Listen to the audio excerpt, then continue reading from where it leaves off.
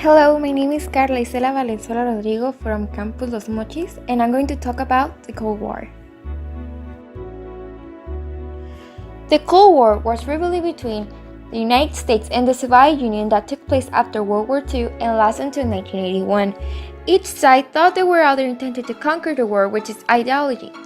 The United States and the Soviet Union were allies during World War II, but after the Soviet Union continued to occupy Eastern Europe and the US used atomic weapons without formally announcing that it had them, both sides did not trust each other.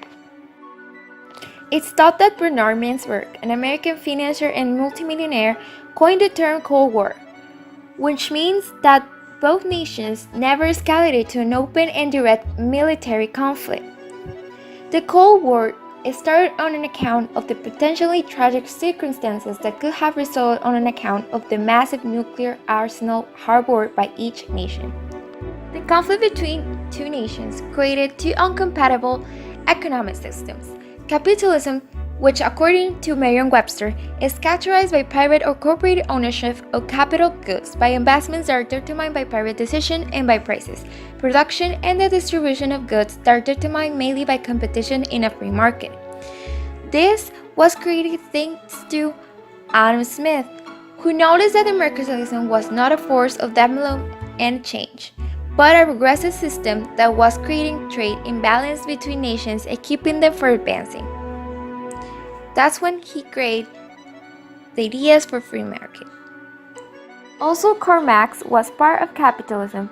He postulated the capitalist mode of production, which refers to the system organizing production and distribution within capitalist societies. Socialism, according to Merriam-Webster, is various economic and political theories advocating collective or governmental ownership and administration of the means of production and distribution of goods. Also, it's a system of society or group living in which there is no private property, and a system or condition of society in which the means of production are owned and controlled by the state.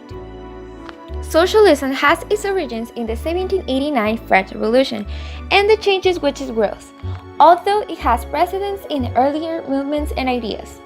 The Communist Manifesto was written by Karl Marx and Friedrich Engels in 1848, just before the revolutions of 1848 swept Europe, expressing what they termed scientific socialism.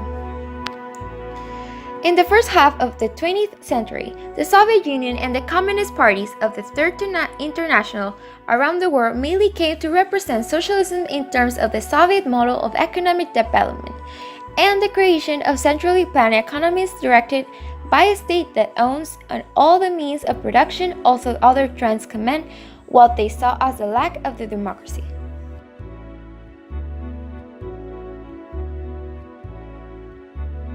For the section of the interview, I decided to interview to Don Camilo Robles Valdez. He's 85 years old and he's part of the family. Because of privacy, he didn't let me to do a voice recording, but here's the answers. As far as he knew, he answered me that it was the US and the Soviet Union. For question 2, he answered that because of after World War II, they realized of things that they didn't know before, so they stopped trusting each other, and that's how create this conflict. For the question 3, he answered that affect mainly in the US and the URSS, but affected all over the world, even in Mexico.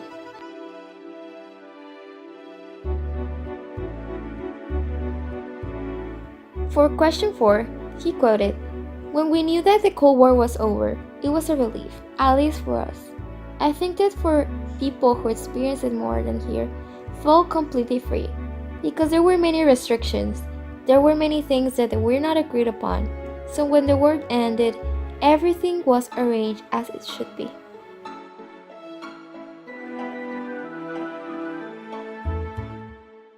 For question 5, he answered that the US possessed weapons of mass destruction as far as he knew, like nuclear, chemical, and biological, and that the URSS have nuclear weapons and tons of chemical weapons as well.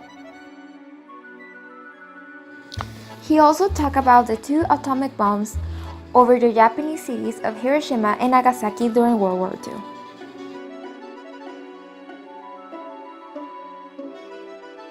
When the Cold War was ended, it was finally the opportunity of the people to be free, independent, and also with the right of having a better lifestyle.